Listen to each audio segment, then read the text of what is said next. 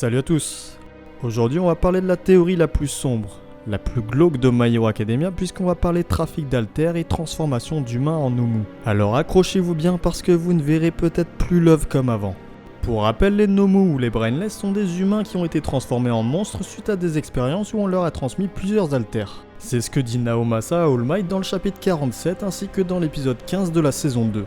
Leurs corps n'ont pas supporté la charge de tous les altères trop puissants, c'est pourquoi ils ont perdu toute capacité mentale. C'est pour cela qu'ils sont aussi appelés Brainless, qui veut littéralement dire stupide ou sans cerveau.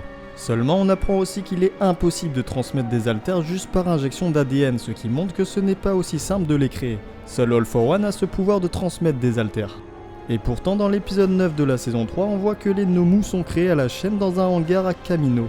Cela démontre qu'All for One ne fait pas ça seul et qu'il est aidé par quelqu'un de plus compétent scientifiquement.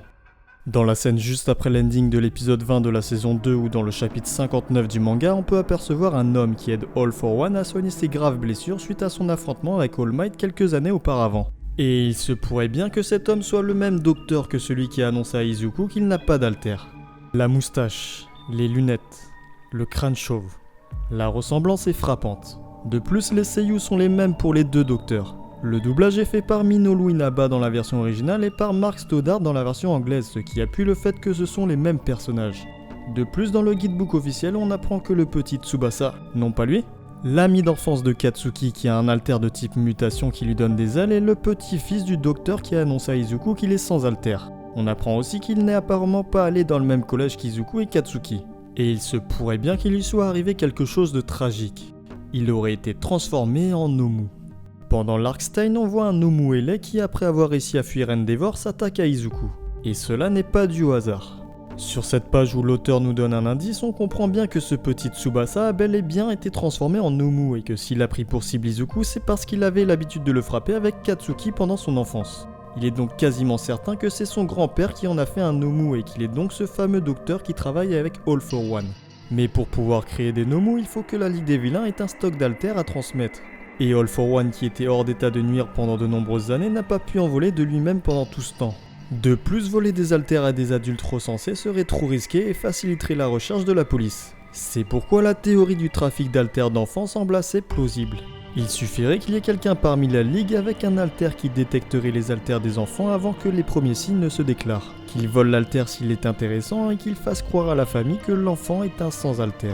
Oui, exactement comme avec Izuku. Mais attention, je ne dis pas qu'Izuku avait un alter de base, je dis juste qu'il est assez facile de voler l'alter d'un enfant et de lui faire croire qu'il est un sans alter. Libre à vous de penser qu'Izuku avait un alter et qu'on lui a volé ou non, mais je ne vais pas m'y attarder dessus pour le moment. Pour moi, Izuku est juste allé voir le docteur dans l'espoir qu'il lui diagnostique un retard d'alter puisque tous les élèves de sa classe en avaient déjà un. Bref, avoir un stock d'altères puissant permet de créer une armée de Nomu qui sont des pions essentiels au plan de reconquête du monde d'All for One. Surtout que grâce à ce docteur, il est possible que la Ligue des Vilains puisse reproduire des altères à partir de l'alter de Twice ou même de Naito Monoma s'il s'avère que c'est lui le traître. Attention, à partir de là, il y aura du spoil des scans, alors libre à vous de continuer la vidéo. Sinon, vous pouvez aussi aller au timecode indiqué pour passer les spoils. Dans le chapitre 186, on apprend que les Nomu apparaissent un peu partout dans le Japon. Ce qui prouve qu'il y a réellement une armée qui se crée dans tout le Japon et que tout ce qu'on avait vu dans le repère de Kamino ne faisait en fait partie que d'une planque parmi d'autres. Et le Nomu de niveau supérieur qui affronte Endeavor a exactement le même alter de renforcement que Muscular en plus d'avoir un alter de régénération comme le tout premier Nomu qui affrontait All Might. Ce qui renforce l'hypothèse de la reproduction d'alter. D'ailleurs, la première apparition du Nomu est à l'école maternelle de Hidamari, ce qui appuie la théorie du trafic d'altères d'enfants pour créer des Nomu. Ensuite, dans le chapitre 191, Dabi appelle un certain Ujiko qui utilise le même alter de téléportation qu'All for One lorsqu'il a téléporté Katsuki et les membres de la Ligue des Vilains qui étaient capturés par les héros à Kamino. Si les Yakuza sont capables de créer des balles qui suppriment les alters grâce à l'alter d'Eri, alors pour moi il est clairement possible de cloner des alters à partir de l'alter de Twice ou de Naito Monoma. Et s'il s'avère que la Ligue peut réellement cloner des alters, ça expliquerait pourquoi ils ne réagissent pas après que Black Mist se soit fait capturer par Grand Torino. Comme je l'ai dit dans ma vidéo sur Black Mist, il se pourrait en fait qu'il y ait plusieurs Black Mist ou du moins que son alter ait été cloné. Bref, voilà pour cette théorie, j'espère qu'elle vous a plu malgré le côté glauque. Personnellement, je la trouve très crédible et je pense qu'on aura bientôt la révélation de tout ce qui se passe derrière All for One et la Ligue des Vilains. Comme d'habitude, si vous avez aimé la vidéo, n'hésitez pas à mettre un pouce bleu et vous abonner pour faire grandir la chaîne.